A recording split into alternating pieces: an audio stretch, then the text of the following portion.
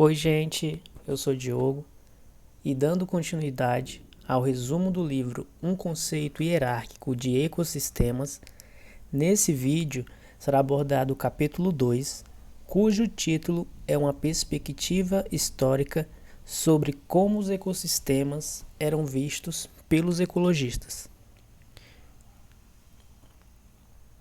O livro apresenta 9 capítulos. Já foi realizado o resumo do capítulo 1, que trata sobre ambiguidades no conceito de ecossistemas, e agora vamos analisar aspectos históricos da utilização do conceito de ecossistemas em diferentes escalas espaço-temporal para identificar as causas da ambiguidade. O primeiro tópico é pontos de vista estático versus dinâmicos. Na visão estática, temos estudos sobre biogeografia, onde foram realizados estudos sobre a distribuição de plantas relacionado a fatores climáticos.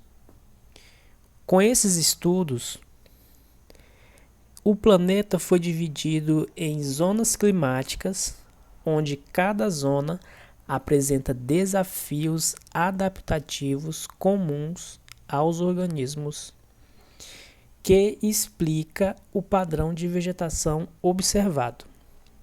Esse padrão não mudaria sem uma mudança no clima, ou seja, uma mudança ao longo prazo.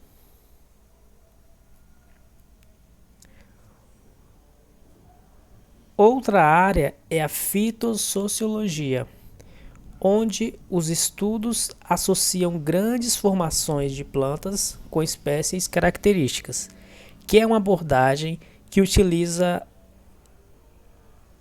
a dominância de espécies, como por exemplo. Aí aqui temos duas abordagens, que é a escola de Zurich, Montpellier, que analisa a associação de espécies características em amplas escalas geográficas.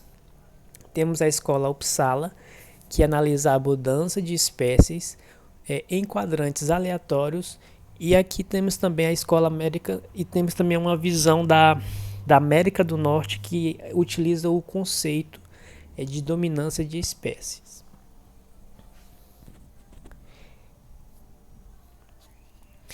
Em relação à escala espaço-temporal, utilizada nessa forma de ver os ecossistemas, faz pensar que o mundo parece constante, pois as variações em escala local eram suavizadas em amplas escalas geográficas. Ou seja, quando eles analisavam grandes formações vegetais, não percebiam mudanças. Quando analisavam observações em escala local, em uma pequena área, eles viam variações, e à medida que o número de observações aumentava, essas variações eram suavizadas, não era percebida em escalas maiores. Aí aqui tem o exemplo, né? O planeta sendo uma escala global, temos o continente, temos a escala regional, que é a divisão aqui dos continentes, uma área aqui de um continente. Temos a paisagem, que é apenas uma área, e aqui temos a escala local, que é um ecossistema determinado aí por um pesquisador, no caso, né, uma pequena escala.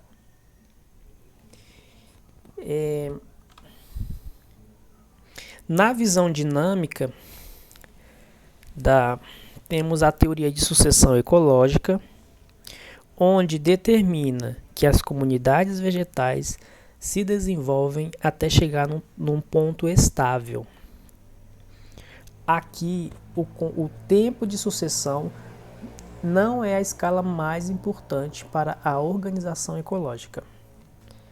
A sucessão e o clímax não se estende aos sistemas aquáticos, que também são ecossistemas. Por isso, o conceito de ecossistema não pode ser travado em uma estrutura de tempo sucessional. Estudos paleoecológicos fornecem evidências para formações vegetais em amplas regiões geográficas, sendo relativamente constante no espaço e mudava apenas quando o clima mudava, ou seja, comunidades vegetais ocupam grandes escalas espaciais e mudanças temporais ocorrem de maneira lenta.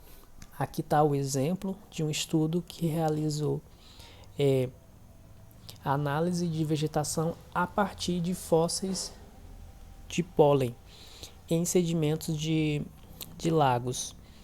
Aqui está um exemplo de um estudo que analisou, daí eles verificaram mudanças que ocorreram na vegetação ao longo em escalas de tempo muito grandes.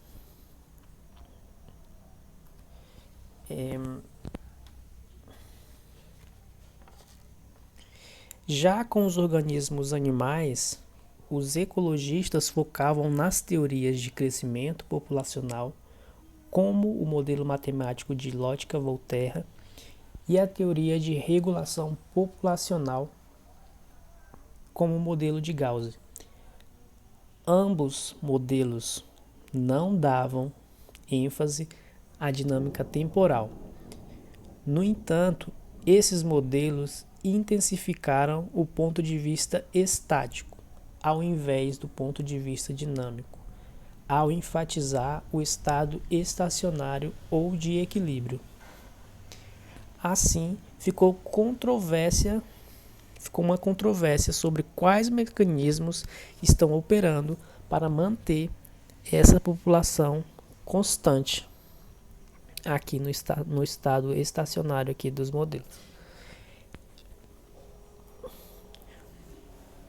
Agora vamos analisar os pontos de vista de Clements e de Gleason em relação à visão da comunidade dos ecossistemas. O Clements via a comunidade como uma entidade dinâmica distinta que reagia aos gradientes ambientais como uma unidade e se via integrada por interações entre populações componentes. Gleason via a comunidade como um agregado de populações de espécies com tolerância semelhante às condições ambientais.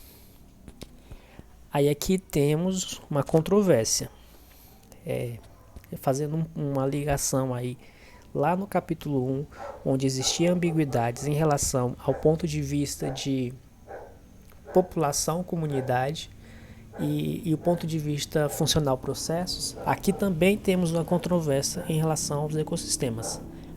Nesse caso, em nível de comunidades, pois Clements vê o mundo como um sistema integrado com foco no tempo, e Gleason ele vê a comunidade com foco nas espécies e padrões espaciais heterogêneos.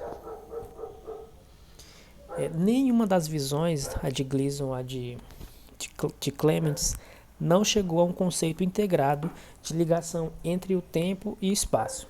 E para investigar os padrões espaciais, foi desenvolvida a análise de gradiente, e o Whittaker foi um dos ecologistas que tentou vincular espaço e tempo por meio dessa abordagem. Ele combinou a análise de gradiente e a teoria da sucessão para elaborar a hipótese do padrão do clímax, sendo uma interseção de espécies respondendo a gradientes complexos e ambiente físico. O clímax é reconhecido como um estado estacionário, aproximando de trocas de espécies, biomassa, produção de matéria orgânica, decomposição e circulação de nutrientes. O Watt, ele formulou um conceito de padrão de vegetação no espaço e processos no tempo. A visão de comunidade de Watt é um processo cíclico de upgrade e downgrade, sendo uma sequência integrada de diversas fases, formando um padrão de espaço-tempo. E aqui está o estudo que você pode conferir se tiver interesse. Então, as considerações finais em relação a essa primeira parte do livro, que concluímos com o capítulo 2. Aqui no capítulo 2, a gente, resumindo aqui, a escolha de grandes escalas espaciais mostrou os ecossistemas como constantes ou em equilíbrio. Enfatizar a população individual ou a função total do sistema tornou difícil lidar com todos os conjuntos de observação possíveis. Pontos de vista limitados levaram a uma teoria limitada.